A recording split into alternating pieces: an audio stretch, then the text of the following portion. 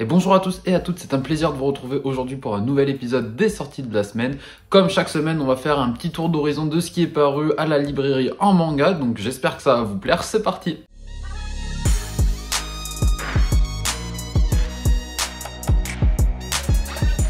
Comme chaque semaine, on se retrouve sur le Instagram de la librairie Manga d'Occasion. Si je l'utilise encore une fois, je vous le répète, c'est parce que je suis libraire là-bas, donc c'est pour ça que je me permets de faire ce genre de choses. Nous, ce qui va nous intéresser, c'est la story à la une, donc news sortie de la semaine qui est juste là. Donc, comme d'habitude, ça nous amène sur un petit jingle d'intro avec un lien vers le site. On commence avec chez Kiyun, la sortie du tome 3 de l'Éden des sorcières. La sortie chez Kurokawa du tome 15 des héros de la galaxie, c'est une série qu'aime beaucoup mon collègue Benoît. Si jamais vous avez envie de découvrir un petit peu de quoi ça parle, n'hésitez pas à passer en magasin pour qu'il vous explique un petit peu tout ça. Il se fera vraiment un plaisir de vous en parler. Ensuite, toujours chez Kurokawa, on a eu la sortie du tome 3 de Oshinoko. Il y avait eu quand même un long moment entre la sortie du tome 1 et 2 et du tome 3. Qu'est-ce que je peux vous dire sur Oshinoko? C'est une série que j'aime bien. Comment résumer un petit peu Oshinoko?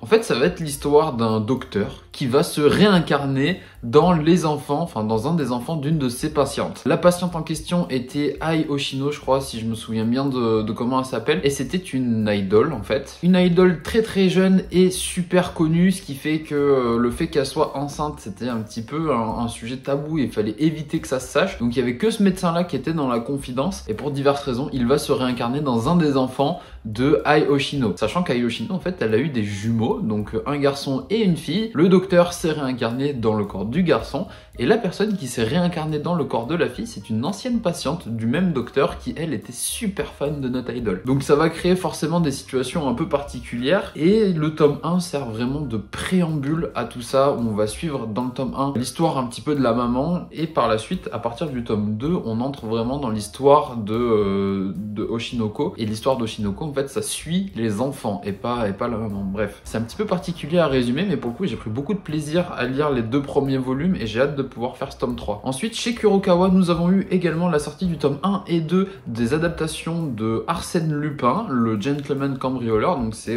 comme écrit sur le bandeau, c'est l'adaptation des romans qui ont inspiré la série Netflix. C'est un petit peu dommage de réduire l'œuvre de base à romans qui ont inspiré la série Netflix, mais bon, soit. Ensuite, chez Komiku, on a eu la sortie du tome 7 de The Dungeon of the Black Company, la sortie du tome 16 de The Ancient Magus Bride, ainsi que la sortie du tome 5 de The Ancient Magus Bride, Psaume 108, et il est pas facile à dire ce titre. Hein. Chez Doki Doki, la sortie du dernier tome, donc le volume 13 de l'édition Deluxe de Sunken Rock, la sortie du tome 2 de Boys Run the Riot, une série assez intéressante dans laquelle on va suivre une personne transgenre qui a beaucoup de mal à s'affirmer, à s'accepter comme elle est au lycée, c'est toujours été très compliqué, et qui par le biais d'une rencontre assez fortuite va se lancer dans la création d'une marque de vêtements avec un jeune homme, et de cette création de marque de vêtements va découler pas mal de choses. Propos assez intéressants, j'aime bien la manière dont c'est présenté, et encore une fois, jaquette réalisée par Luchisco, le youtubeur, donc ça c'est archi cool. Je le salue à chaque fois et je continuerai de le faire. Je trouve l'initiative vraiment sympa de la part d'Akata de lui permettre de faire ce genre de choses, et pour une fois, ben c'est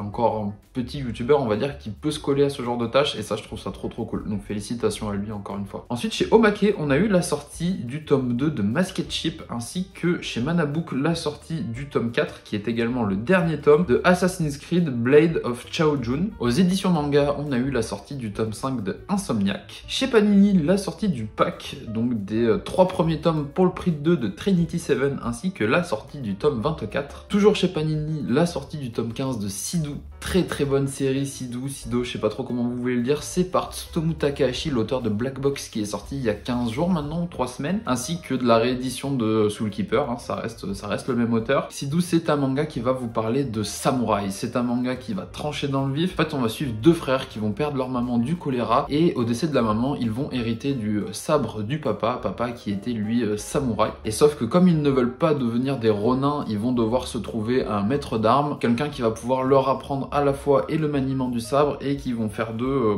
des samouraïs accomplis. Le problème, c'est qu'on est dans un manga de Tsutomu Takahashi, donc déjà c'est très sombre au niveau de l'ambiance, et forcément Tsutomu Takahashi il est toujours aussi fort pour nous dépeindre au mieux la noirceur qu'il y a dans l'être humain, et c'est exactement ce qui va se passer passer parce que nos deux jeunes enfants, ils sont vraiment dans une merde noire au départ. C'est une série assez incroyable, moi je vous le conseille fortement. Si vous aimez le samouraï, vous devriez faire Sidu. Ensuite, on a eu quelques sorties shonen avec chez Kiun la sortie du tome 17 de Amanchu, ainsi que chez Manabooks la sortie du tome 21 de Dragon Quest Emblem of Roto. Chez Komiku, la sortie du tome 1 de Dresseur dans un autre monde. Et alors honnêtement, j'attendais rien de particulier de ce titre. La couverture faisait que j'étais quand même plutôt sceptique. Et en fait, c'était une très très bonne surprise. On va suivre un jeune homme qui dans sa vie principale est un dresseur, sachant que dans l'univers dans lequel il évolue à la base, les dresseurs sont vraiment au sommet de la chaîne alimentaire puisque c'est une classe plutôt pétée, on va dire. Sauf que notre ami dresseur va se retrouver réincarné dans un autre monde, hein, c'est le principe d'un isekai. Et le souci, c'est que dans le monde dans lequel il est réincarné, les dresseurs sont vraiment tout en bas de la chaîne alimentaire cette fois. C'est une classe que tout le monde méprise, il va vraiment ressentir ça très violemment. Il va se rendre compte qu'en même temps, si cette classe est aussi méprisée, c'est parce qu'il y a un cruel manque de connaissances par rapport à ce que peut faire ou pas un dresseur. Et ce qui va aussi plutôt bien l'aider, on va dire, dans sa quête, c'est qu'il va être réincarné avec tous les objets qu'il avait déjà acquéris par avant. Donc en fait, il part pas non plus de zéro. Un petit peu à la Pokémon en soi, hein, où il va devoir essayer de capturer des créatures, les apprivoiser, essayer de se battre ensemble et tout. Et il va essayer de redorer le blason des dresseurs. Je trouve le propos super intéressant, j'ai trouvé la manière de faire très cool. Des planches parfois pas super lisibles, mais ça fait grave le travail, malgré un déséquilibre entre les chara-design des persos et les chara-design des monstres. On est sur deux levels complètement différents. Mais ouais, j'attends beaucoup de la suite de cette série et c'est une très très bonne surprise pour moi. Ensuite, toujours chez Komiku, on a eu la sortie du tome 7 de Noble New World Adventure. Chez Pika Edition, la sortie du tome 11 de Hitman, les coulisses du manga, ainsi que la sortie du tome 2 de The King of Fighter, A New Beginning. J'ai pas lu le tome 2 encore, j'avais fait le tome 1, j'avais trouvé ça plutôt sympa, où en fait on va suivre un tournoi de baston, grosso modo c'est de l'adaptation de jeux vidéo, où va y avoir différents pays qui vont avoir différents représentants, et voilà, ça va être un tournoi assez international là-dessus. Premier tome très introductif, avec un petit peu de baston, mais surtout beaucoup de présentation de personnages. Là je pense qu'on rentre un petit peu plus dans le vif du sujet. Chez Pika Edition, ensuite on a eu la sortie du tome 1 de Le Roi Démon et moi et nos 10 enfants, un titre très très particulier. Honnêtement, j'ai trouvé que c'était un mélange de plein de choses un petit peu bizarres, qui ont pas grand chose à faire ensemble à la base, ces choses-là. J'ai pas trouvé ça mauvais, très mauvais, mais il y a quelques trucs qui sont quand même plutôt dérangeants, notamment le fait que notre jeune fille qui va se faire réincarner dans un nouveau monde pour enfanter les enfants du Roi Démon, elle est pas invoquée pour faire un enfant, elle est invoquée pour faire 10 enfants. C'est quand même de la procréation assez intensive qui est demandée. Sauf que voilà, ce qui me dérange, c'est que elle a 16 ans quoi. On pouvait réincarner plein de jeunes filles, il fallait réincarner une jeune fille de 16 ans pour cette mission qui est d'enfanter. Je trouve ça un peu borderline. À côté de ça, il y a quand même quelques scènes qui m'ont fait assez sourire. On voit que le Roi Démon, c'est pas un démon hyper méchant comme il pourrait le paraître au premier abord. C'est quelqu'un qui ressemble, enfin qui semble finalement assez humain sur certains aspects. Pour moi, il y a quand même quelques red flags avec ce titre et il va falloir se méfier un petit peu de la suite. Chez Delcourt Tonkam, la sortie du tome 7 de Hero Skill, achat en ligne. La sortie chez Nobinobi du tome 13 de Hiruma à l'école des démons. J'aime beaucoup cette série Hiruma à l'école des démons. D'ailleurs, j'ai découvert qu'il y avait un animé aussi sur Crunchyroll. Globalement, on va suivre Hiruma qui est un jeune garçon très gentil, très avenant, toujours prêt à aider les gens, qui n'a pas de chance et qui a des parents un peu pourris. Ses parents décident de le vendre en fait à un démon pour se faire un petit peu d'argent, hein, puisque bon, après tout, quitte à faire un enfant, autant en tirer de la thune. Et sauf que le démon à qui il va être revendu, c'est un démon un petit peu âgé, qui a toujours rêvé d'avoir un petit-fils et qui n'en a jamais eu jusqu'à présent. Donc là, il s'est acheté son petit-fils, il est complètement gaga de Hiruma, il va tout faire pour le gâter le plus possible et surtout, il va l'inscrire dans une école pour démons à la base. Donc Hiruma va devoir aller à l'école et surtout il va devoir essayer d'être discret parce qu'un petit humain au milieu de démons,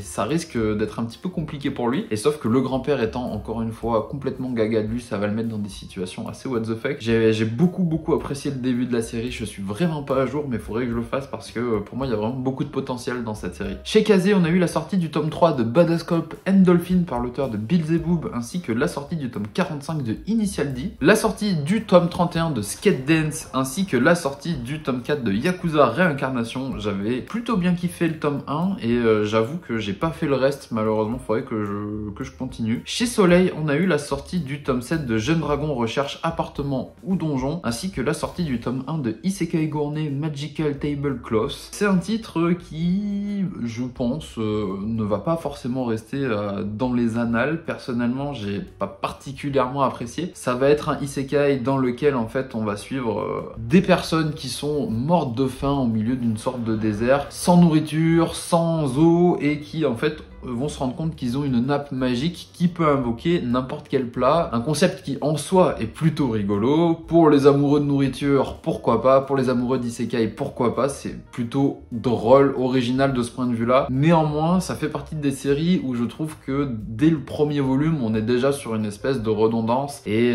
le concept est drôle, le concept est pourquoi pas, mais je trouve que dans la réalisation... on s'ennuie un petit peu. Je sais pas comment l'auteur va réussir à se réinventer. À un moment donné, j'ai peur que ça tourne un petit peu en rond. Ensuite, quelques sorties shoujo yaoi, puisqu'on a eu chez Akata la sortie du tome 8 de Switch Me On. Toujours chez Akata, la sortie du tome 1 du Petit Monde de Mashida. On va suivre à l'intérieur Mashida, du coup, sans trop de surprise, qui est un jeune lycéen assez particulier, puisque malgré son apparence très sérieuse, il est très mauvais en cours. Malgré son apparence assez élancée, il est pas très bon en sport non plus. On se demande vraiment dans quoi est-ce qu'il peut exceller. Ses profs ne se gêne pas d'ailleurs de lui faire la remarque en lui disant que il est pas très doué dans ce qu'il fait et que ce serait bien qu'il se trouve un domaine de prédilection. Sauf qu'il se trouve que Mashida aime beaucoup les gens. C'est quelqu'un qui aime son prochain, qui est toujours prêt à aider les autres, et c'est potentiellement là en fait que se trouve le réel talent de Mashida, c'est d'aimer les gens. Et c'est autour de ça que va tourner cette histoire. J'ai trouvé ça plutôt mignon, peut-être un poil trop, ça fait très bisounours un petit peu la manière dont c'est raconté, mais en même temps c'est une petite bouffée d'air frais. Je comprends que ce manga ait pu être récompensé de différents prix. C'est le genre de titre, vous prenez pas trop de risques, il y a de très fortes chances que vous appréciez la lecture parce que, en tout cas dans ce premier tome, c'est un bon moment de lecture que j'ai eu. Ensuite, chez Nobinobi, on a eu la sortie du tome 5 de Mon Ami des Ténèbres, et chez Pika Édition, la sortie du tome 11 de Cardcaptor Sakura Clean Card Arc. Aux éditions Soleil, on a eu la sortie de 3 Yakuza pour une otaku tome 5. Ensuite, on a eu quelques sorties diverses, à savoir chez Omake, les pubs japonaises de la PC Engine. Toujours chez Omake Books, donc les affiches japonaises de films cultes. Chez Fuji Manga, la sortie du tome 1 de Getter Robot G. Chez Atom Magazine, la sortie du nouveau Atom Magazine, tout simplement. Donc c'est le volume combien, je ne sais plus, en toute honnêteté. Ensuite, quelques news du jour, excusez-moi pour ma tête. C'était les dernières news de la semaine qui sont arrivées, donc le vendredi. On a eu chez Kana le tome 1 de Mordu de Toi. On a eu du coup chez Kana le tome 1 de Mordu de Toi. C'est du petit shoujo tout mignon, trame assez classique, mais qui fonctionne plutôt bien, je trouve, puisqu'on va suivre un jeune ado assez tourmenté qui ne s'intéresse pas à grand chose. C'est le beau gosse de la classe, du lycée même, j'ai envie de dire. Toutes les filles sont dingues de lui, mais ça dure jamais très longtemps parce que lui il a un profond désintérêt pour tout ça. Dès qu'il est en couple avec une fille, ça dure jamais plus d'un mois parce que la fille s'en va avant, mais c'est assez tiré par les cheveux en soi parce que quand ce mec là se balade dans la rue, les gens s'arrêtent pour le prendre en photo tellement qu'il est beau et tout. Bref, est-ce que ce genre de choses arrive vraiment dans la vraie vie? Je ne sais pas. Et sauf qu'il va faire la rencontre de notre héroïne qui, elle, est très curieuse. Donc à l'inverse de lui, elle s'intéresse un petit peu à tout. Elle essaye d'être le plus touche à tout possible. Quand dans une après-midi, il y a 3 activités différentes à 3 endroits différents, elle va tout faire pour essayer de faire les 3 activités parce qu'elle veut voir plein de choses. Et bref, à la suite d'une rencontre plus ou moins fortuite, nos deux personnages vont se parler, évoquer quelques trucs et une relation va commencer à naître entre les deux où notre jeune fille va essayer d'intéresser le jeune homme à la vie. Ça reste de la romance shoujo classique avec des personnages assez classiques, avec un dessin encore une fois assez classique, mais j'aime bien lire ce genre de titre. En général, je m'en souviens pas trop quelques mois après quand il faut lire la suite, mais sur le moment, je passe de bons moments de lecture et pour le coup, moi je trouve que c'est le principal. Ensuite, chez Kana, nous avons eu le tome 2 de Nous, il ne restera que des cendres, et je ne me souviens plus du tome 1. Je l'ai lu, mais je m'en souviens plus, c'est assez terrible. Et pour finir, on finit la semaine en beauté, le tome 9 de Cigarette and Cherry, chez Kana encore. Probablement une des meilleures sorties de la semaine, comme j'ai pu le dire en story. C'est une série que j'affectionne tout particulièrement. Vous les avez juste là dans le décor. J'en ai parlé également dans la vidéo où je présente 3 coups de cœur, mes 3 coups de cœur de l'année dernière. derrière. Et j'ai pas d'autres conseils à vous donner que lisez Cigarette and Cherry. C'est vraiment la drague pour les nuls, c'est extrêmement drôle je trouve. Et en plus il y a une morale assez intéressante à l'intérieur. Donc ouais, je vous laisse découvrir tout ça. Cigarette and Cherry aux éditions Kana, c'est le tome 9 et ce sera terminé en 11 volumes, donc bientôt la fin et j'ai très hâte. Et c'est donc tout pour aujourd'hui, j'espère sincèrement que vous aurez passé un agréable moment en regardant cette vidéo. On a pu faire un petit tour d'horizon de tout ce qui était paru en manga. Comme chaque semaine, n'hésitez pas à me dire les sorties qui vous ont le plus plu en commentaire, ce sera un plaisir de pouvoir en parler avec vous. Beaucoup de sorties encore la semaine prochaine, j'ai très hâte de pouvoir décortiquer tout ça avec vous. En attendant, je vous dis à très vite, prenez soin de vous, à la semaine prochaine, ciao ciao.